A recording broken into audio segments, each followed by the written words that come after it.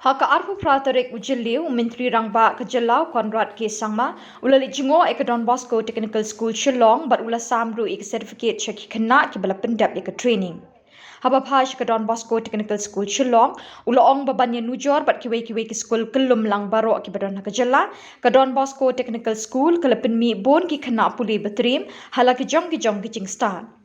Ulo ong ru baka sorkar kanya trailang bat kani ke skul hakala syai kabanwan kenang ban yo ai jing hikai bapurai yeki kena agi bapon kiliang.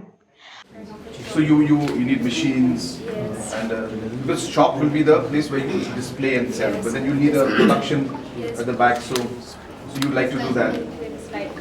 Yeah, you need mannequins, you need machines. Yes, machines. So have some of you decided to come together and do some project like that?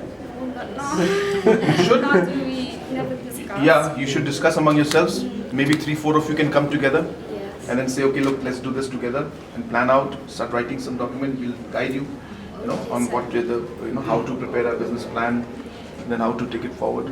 So start thinking, it's possible, you can do it. You should have to decide and just go for it. And we're there to support you, okay? Okay, so thank you. Yeah, sir. think about it, tell us, share with us. If you don't share with us what you want to do, then we also don't know, Yes. okay? So you should not be nervous or scared to say things. You should be able to ask and, as I said, want to do things. Okay? Yes, thank you, sir. Thank you so much. Nice. How many? Oh, you know Saturday? Okay. So this is how many months? 3 months course. You also. Yeah. This one very quick. Yeah. So all this hospitality and all this very quick. They are coming every 8 months. People, yeah, I can imagine. Because I know. Good afternoon, everyone. I think you're feeling sleepy, is it? We won't take much time, but I would like to, at the very outset, thank Father Arcadius, who's the principal of DBTS, and all our Reverend Fathers and Brothers, the faculty, the officials, and my dear students who have joined us here today to be part of this very, very special program. I have a lot to say, but I really don't know where to start, because there's so much that I can see, so many things that I would like to do, and so many things I've learned today just watching all of you and seeing what's happening out here. So at the very outset, I would like to thank God Almighty for blessing each and every one of us here today. I don't think any of us would be here without His blessings. And there is a purpose behind what He plans for each one of us. There's a purpose behind Father Arcadius being here today and speaking in front of you. I remember my late father used to tell me that other religious organizations allow their fathers and sisters to be in politics, They are allowed to contest elections. But why the Catholic Church doesn't allow? So I don't want to be controversial here, please don't tell Archbishop about this. But there was this debate and discussion that used to take place. And you can see how Father Arcadius is more than a politician when he speaks.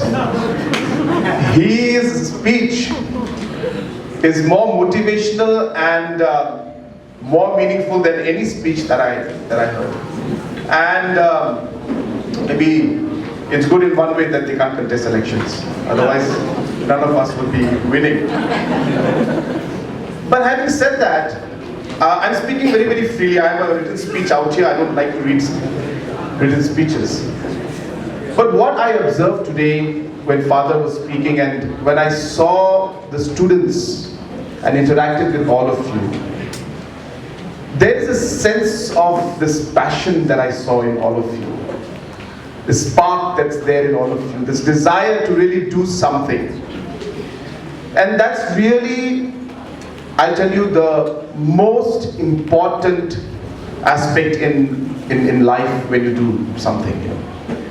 You need to ensure that whatever you are doing or thinking or believing, the two people who came here and spoke, you could see that sense of passion in their voice and in their eyes and what they wanted to do and what they're doing.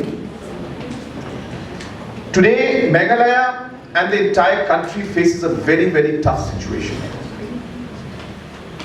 We have, as we speak, and I would put 18 years as the age which we would say as an adult and a person who is joining the workforce. So based on the 2004 data or 2005 data, the children or the youth that are today turning 18, we have approximately 60,000 of them in Meghalaya every year. And as of today, there are 80,000 children that are born every year in Meghalaya. Which means in 2041, we will be having approximately 80,000 youths that will join the workforce every year. So you are seeing this trend of number of youths that are coming into the workforce, which is a great strength for our state and our country. But at the same time, a very big challenge for us. That how do we ensure that this workforce is used in a productive manner? We have all heard about government jobs, reservation, roster, all these past 6 months. Let me tell you, out of the 60,000 youths who are joining the workforce every year, there is only 1,000 government jobs available for the 60 out of the 60,000. Just 1,000. MPSC, approximately 300 to 400 to 500 advertisements come out every year. 400 to 500. And others, maybe another 200-300, plus minus, you can say about 1,000. On an average, every year, government jobs will come out. So what happens to the rest of the 59,000 children? And that is where the real challenge lies for us. And hence, as a government and as a society and as a community, if we are not able to work out the full map and the larger picture of how we will address this issue, we will not be able to solve it. Now, this requires many things. It's not just the training that you require. We need to figure out that the training has to be mapped with the kind of industries requirement that will be there. What is going to be the future of economic growth in Meghalaya, in Northeast and in the country? What are the kind of skills that you will require to be able to to fuel this particular industry, the sector that's there in the future? So as a government and as organizations, we need to be able to address this issue by scientifically mapping the work, the manpower that's required, by addressing and looking into the economic growth that will take place in the future. So if it's tourism sector that is going to grow, how much is it going to grow? When that happens, then how many people will require? What are the skills will require in it? And hence, my purpose of coming here today, I know I'm giving a very, very big and long story, but it is important for you to understand where we are coming from. This visit of mine is not just a photo op. This visit of mine is not an Instagram moment. It's not. It's much more bigger and meaningful than what you can think, is what I'm trying to tell you. We have been working on this entire roadmap and plan for the last 5 years. We realize that there are many challenges that are there. We are one by one untying those knots. It's a very complicated problem, which requires a lot of things to be done. And we are very thankful today to the Don Bosco Technical for the kind of work that they are doing. It's amazing. I was going to speak about it, but Principal has already given the details. That the number of students who pass out from here are higher than all the other ITIs put together. You deserve a round of applause, I must say. It's amazing. And each one of you sitting here is a part of that story. You have made what Don Bosco Technical School is today is because of you, because of the faculty heads here. And I congratulate all of you. It is a tough challenge, a lot of difficulties you face, but here is where lives are changed. We heard those two testimonies. It's just tip of the iceberg. It's much more that can happen. And I'm so happy to see that today the way Don Bosco Technical is working, the systematic approach to the way it is happening, the kind of the connections and the network that they have, and the kind of professionalism that is running out here. All of you are blessed and lucky to have this opportunity. Please remember that. Many people and many students and youngsters in the rural areas don't get such opportunities. You are one of the few who have got this opportunity. Feel special, and you must thank God for this opportunity that is given to you. And make the best of it. And I'm here to tell you that we as a government are going to now walk with you hand in hand. We have been doing a small part of what we have been able to do through MSSDS in the past. Trust me, we will scale it up even more further. Much more. As a government, we have targeted that we must create 5 lakh job employment opportunities in different sectors. Just to give you a basic idea, which I hope some of you will also be interested in, and you'll be able to then plan accordingly. Tourism and food processing is one of our biggest drivers, and we feel the greatest opportunity that we have. Just today we had visited some of the entrepreneurs who are into food processing, and it's so exciting to see that how this chicken wagon and other businesses that have come up, how they have started from scratch, and today they are buying hundreds of kgs of potatoes from farmers. They're buying hundreds of kgs of different turmeric and other spices from farmers from Meghalaya. The chicken that they're getting, the different packaging materials that they're getting. It's a complete ecosystem for entrepreneurship and for business that's developing today. And I'm happy to tell you that there's a very powerful and strong program called Prime Meghalaya, which we have started, which is driving the entrepreneurship in our state. And I hope some of you will join us in the few years to come. We have touched almost 5,000 different entrepreneurs in the last 3-4 years since we started this program. We hope to reach out to maybe another 15,000 in the next 5 years. So I hope some of you will join us in that. But that is the way the future is. Unless our entrepreneurs don't come up, unless the private sector does not come up, unless enterprises don't come up, unless there is an ecosystem for entrepreneurship, a culture for entrepreneurship, we will not be able to resolve the problems that we are facing. So you have a huge role to play. Tourism sector is booming like never before. We require a huge amount of support from the tourism sector, and government is supporting. Whether it's the high-end vehicles that we're giving in tourism. I'll be releasing another about 20-25 Innovas in the next 4-5 days to youngsters like all of you, to run taxi services and have different kind of travel companies to cater to the need of tourists. We're distributing Mahindra pickups to farmers and different associations so that they don't have to depend on transporters who sometimes are not available and sometimes charge too much.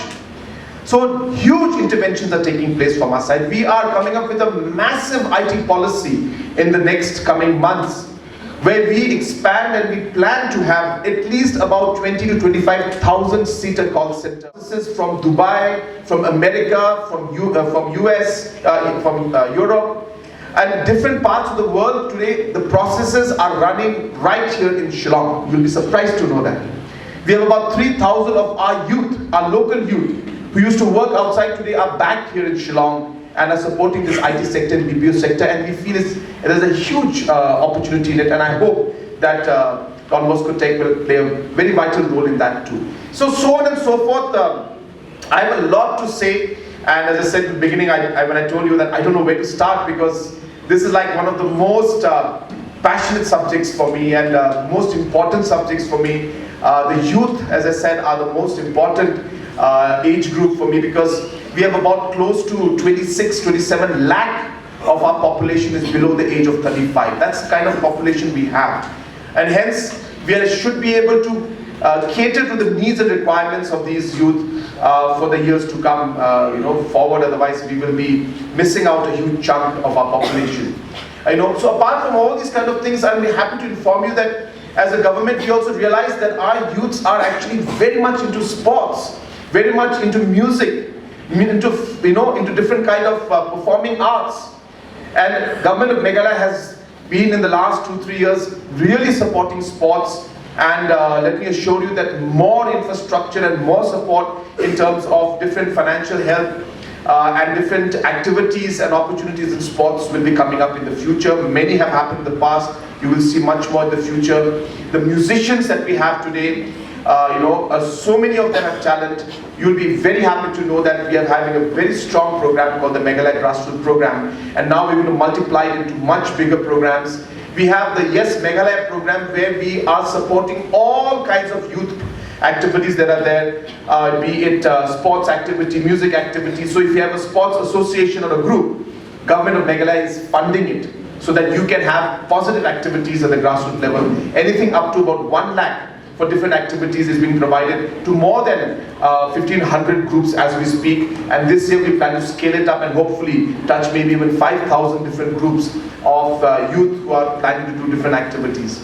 So like that, we are very active, and we have found that Don Bosco Tech would be a great partner for the government of Meghalaya to be able to really complement, supplement each other, scale up all the targets and the goals that we have, achieve it together, because as I said, it's a huge task in front of us.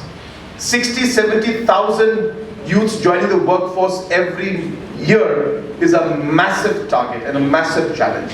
And it can only be achieved if we are able to bring all of these dots, connect these dots together, and multiply the effect of all the work that we're doing, so that what you and I do as a government together multiplies more than what we can do individually. And that's really what our objective is. And I want to assure all of you once again that Meghalaya government will be with all of you, whether it is with Don Bosco Tech in terms of the support you require, or whether it is individuals.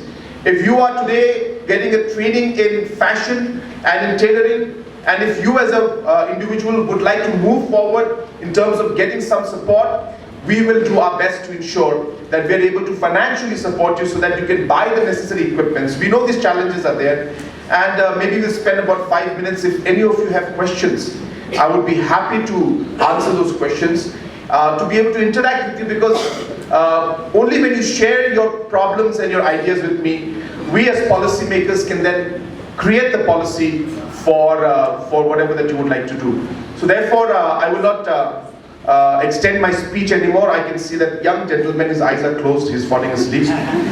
So I'm getting the message. So I'll stop out here. I know that I can be very, very boring at times. But it's rare to get a crowd like this for me. And I feel the energy, and that's why I really wish to share my thoughts with you, because I think it's important to know what the government and what your Chief Minister is thinking, so that you can also align with the thought. And this is a great opportunity for you to share your ideas with me, so that I can then maybe convert them into real policies and actions which will ultimately benefit you. So let's take about 5 minutes. Let's take about, say, 3 to 4 questions. If any of you would like to say something, even good things, bad things, I don't mind, don't worry. Just don't shout at me, that's all. So you can... Habapai pat shika jingye mer jingmot bat ki khna pule ula jubab bun ki jingkali ki balasai de ki khna habaya day bat ki sap ki phong ki kam ki jam ba ka sarkar ka thmu na ka banta ki samla ka jilla ula ong bo uyu I ka jingkermen ha ka dur khmat jangki bat ushania bakin poi shaka thong ba ki thmu Khaddo ula kenturu ik Don Bosco Technical School Shillong bakan yai kentiu yala de bat yai kat kum ka jing dawa jong kapor bat ka jing start perthai ha ki liang puli ba pher Is Nanatu Singh from GTP department. So my question is, with the National Education Policy 2020 giving importance to vocational education in our country, so So how and in what way will our beloved state take forward this important mission? We are here. We have realized that as a state government, our numbers are very less even compared to the national average.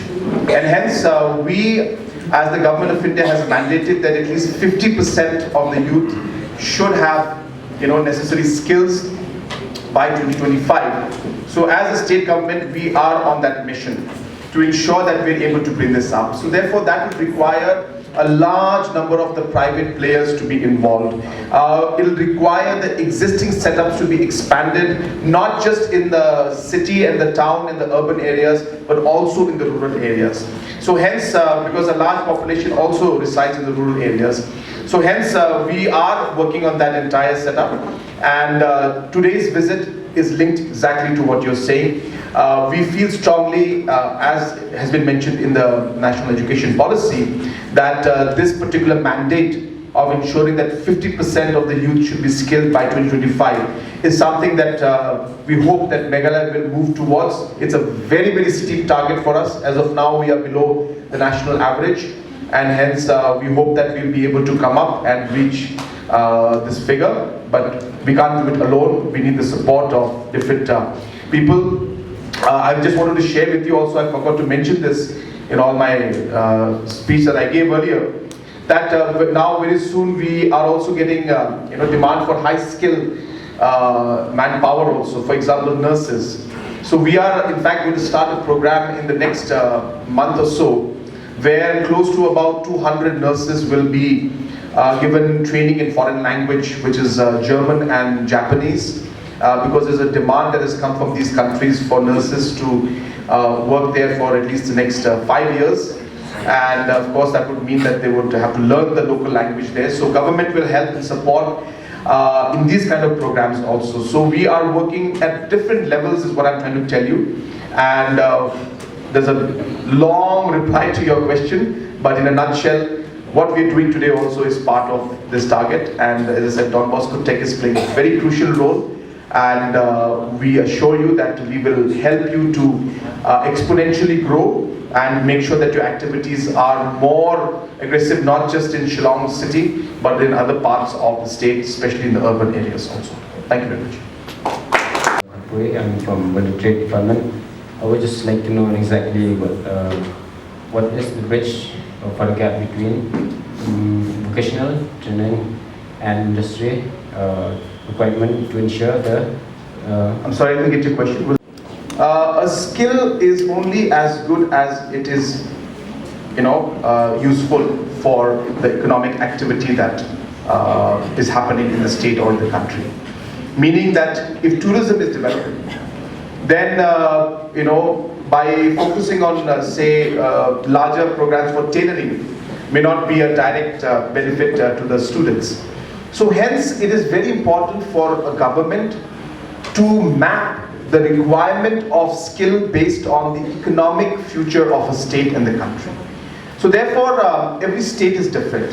And hence, we've been talking to central government and mentioning to them that don't force the skills on us. Don't tell us, oh, you have to do skill A, skill B, and skill C only. We can't do that. Because the skill we require may not be, or that you give to us, may not be the skill we require as an economy or as a state.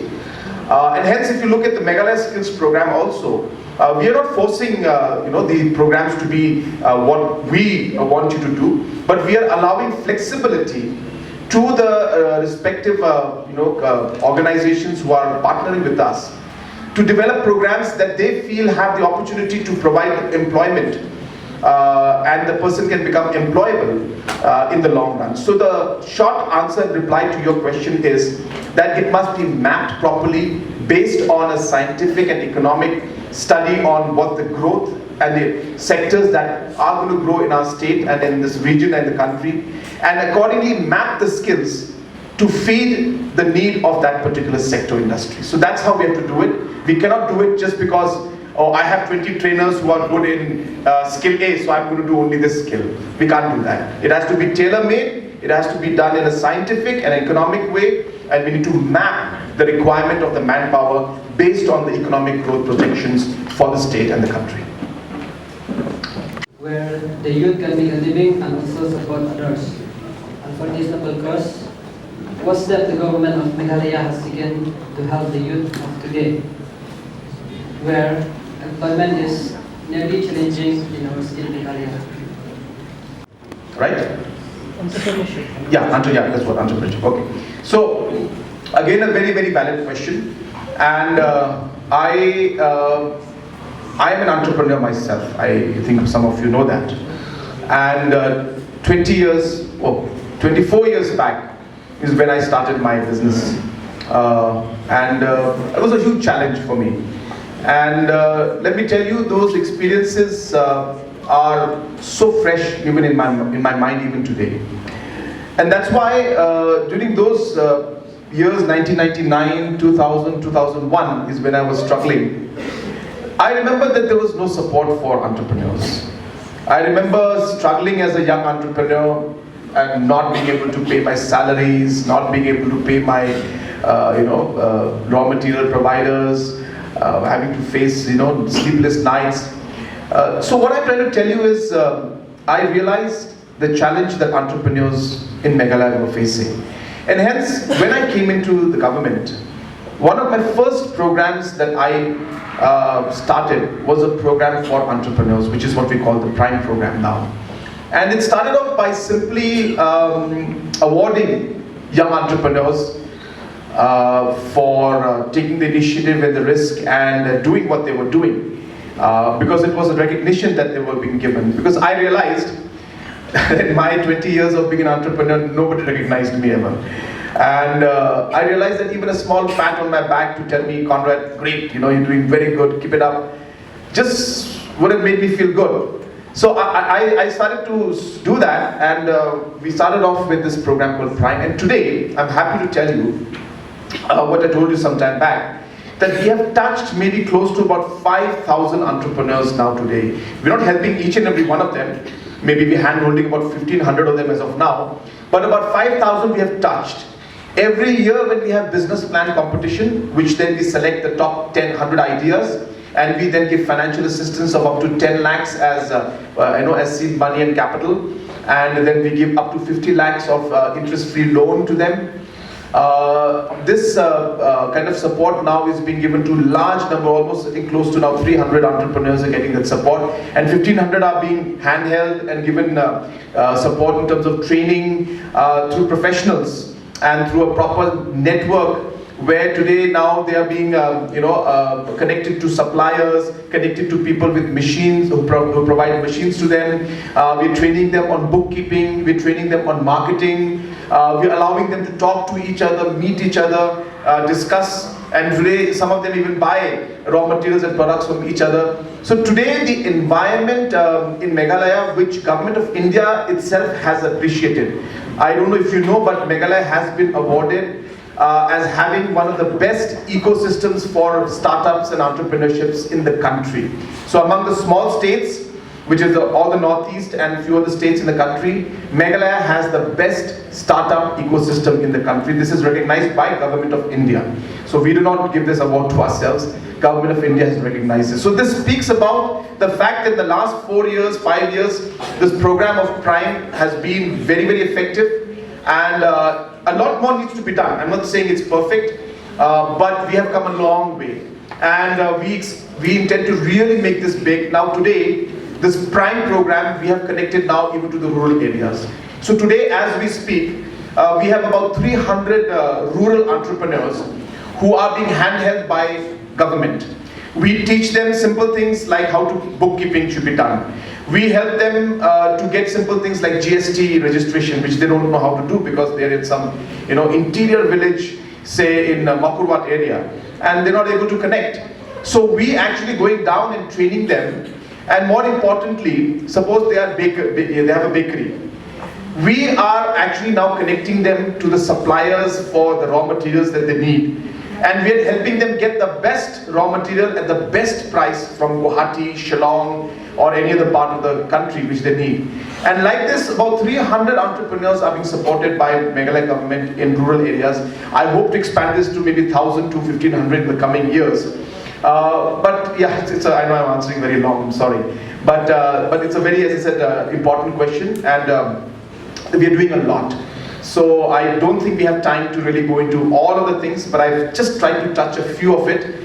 But as I said, there's a huge challenge. There's much more to be done. But I think the work has started. The momentum is there. And I hope that things will be much more aggressive as we move along in the days to come. So, very good question. And all of you also are invited to come to our Prime Hubs. To learn about entrepreneurship, to learn about the opportunities that are there. And our officials from Prime program, there is one very beautiful center in JN complex in Polo. We have the Prime Hub there. So if some of you would like to go and visit, who would like to start their own businesses, that's the place to start. And these Prime Hubs will come out throughout the state. We plan to bring up maybe about 20-30 of them throughout the state, and all the district headquarters and all the subdivision headquarters also. So that's what's happening in entrepreneurship, but much more needs to be done. Thank you so much. Good afternoon, sir. My name is Iaroh from Stenography. So coming from a trade-based entirely on service sector, and as we are not flexible as compared to the respective trade, so I would like to know about the various opportunities for us, the youth, and from this trade. Which trade, sorry? Stenography. Stenography. Is that in the stenography skills or the sector, the opportunities are limited. There is no doubt about that. And today with different technology coming up, especially AI, and different kind of apps that automatically convert the language into typed documents. So the opportunities will decrease as we go along. So we need to realize that we may need to add on to our skills. So we may need to diversify a bit more. So as of now, of course, it's limited in terms of the office works that are there, different kind of transcription work that is taking place even as we speak. We have medical transcription work happening in Shillong for doctors in the US, and it's happening in big scale. So we are requiring that skill in those areas, which is still happening. But as I said, given next 5 years, 10 years, we will see that that sector is going to go down. So my suggestion would be that you may need to upskill your skills and be able to diversify more into something that has got more linked to stenography, but then be able to go into something more that's be able to provide, like for example, even the secretariat. Today we do have stenographers and all, but we are now technically calling them multi-purpose assistants. So they are not just stenographers, but they're also people who are good at basic bookkeeping. They're also good at in terms of drafting speeches, some of them. So you become multi-skilled. And today in offices, it's not just about typing anymore in stenography. It's, as I said, you need to be a multi-skilled person to be useful in multiple ways. So that would be my suggestion. But as I said, yes, immediately those requirements are there in those sectors. But as we go along, 5 years from now, I think technology is moving so fast that some of these jobs will become redundant. And hence, even us in the ITIs and even in Don Bosco Tech and others must relook into the skills trainings that they're giving and adapt to the new age and the new environment that we're having in the world today. So I know it's not a very perfect answer what you're looking for, but that's the truth of the matter. And yeah, I wish you guys the same. Thank you so much.